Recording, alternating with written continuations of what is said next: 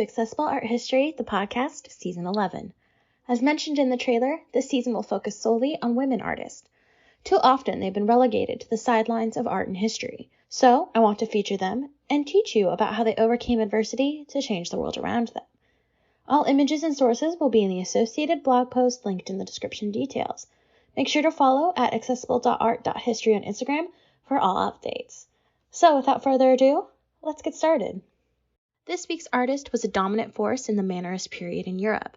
Not only was she believed to be the first female career artist in the West, but she could possibly be the first woman to paint the female nude from real life.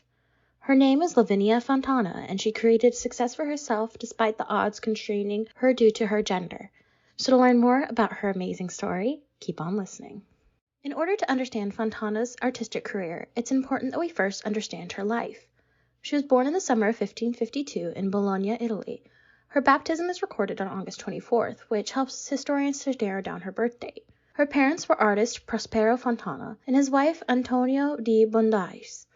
It was quite lucky for Lavinia to have been born in Bologna because the city did have a history of supporting female artists.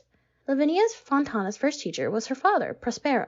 Some art historians speculate that financial difficulties forced him to teach her the craft to help bring in money to support the family.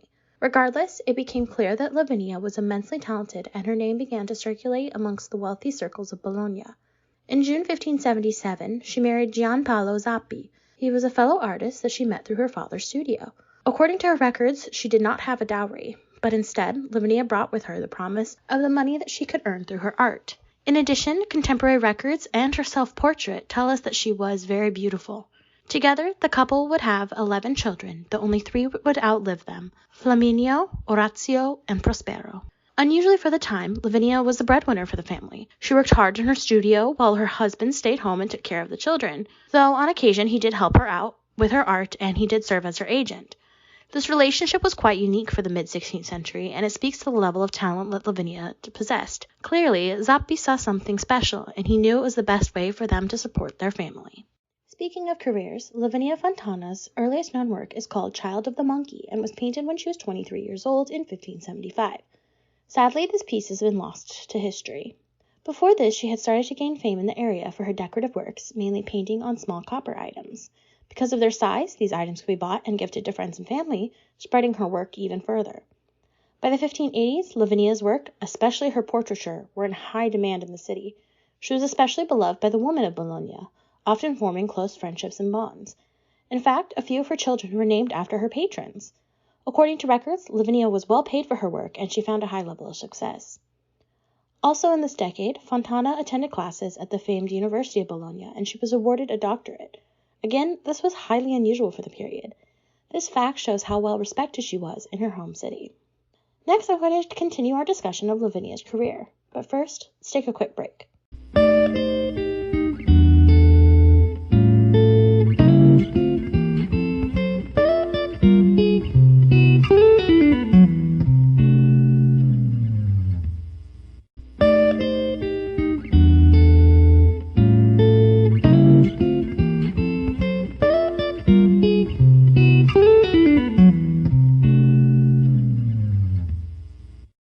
Now that we're back, let's dive into the latter part of Lavinia's career. In 1603, Pope Clement VIII invited Fontana and her family to move to Rome. This was a huge honor and spoke of her fame and talent. Once they arrived and were settled, Lavinia was appointed as the portraitist in the ordinary at the Vatican. Again, a high honor, especially for a woman. In 1611, a bronze medal, which I've linked in the blog post, was struck in her honor by renowned sculptor and metalworker Felice Antonio Cassone. The opposite side of her portrait features pittura, the allegorical figure representing painting. This shows us that Lavinia Fontana had truly made her space in Mannerist Rome and found success in the Eternal City. Another achievement of her career was Lavinia Fontana's election to the Accademia di San Luca, the guild of painters for the city. It was rare for a woman to be elected to the group. They had been officially founded in 1577, but were based on an earlier group called the Compagnia di San Luca that was founded in 1478. The papacy was closely aligned with this group, though some may consider it more like control. Regardless, some of the most famous artists in Roman art history served as guild's directors, including Domenichino, Bernini, Cortana, and Romale. Today, the group is still around under the name Accademia Nazionale di San Luca. Lavinia Fontana died in Rome on August 11, 1614. She is buried in the church of Santa Maria sopra Minerva. Now that we've examined her career, let's take a look at Lavinia Fontana's painting style. According to records, there are over 100 works attributed to her. However, only 32 survive that were for sure created by Fontana. But that still gives us a pretty good number to work with in determining her style. In fact, this is the greatest number of works attributed to a female artist from this period in art history. Lavinia Fontana belongs to the Mannerist period. This is reflected in her work in 3 ways.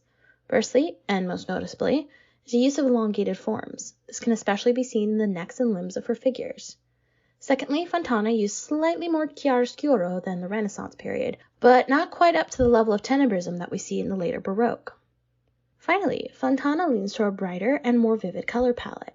Another hallmark of her work was an expert rendering of small details like lace and jewels. The details are highly realistic, and it looks like you could just reach out and feel them with your own fingers. This is unsurprising, though, as she did do a lot of portraits. There are some art historians that believe that Lavinia Fontana was the first female artist to paint nudes from life. However, there are some reasons that this might not be true.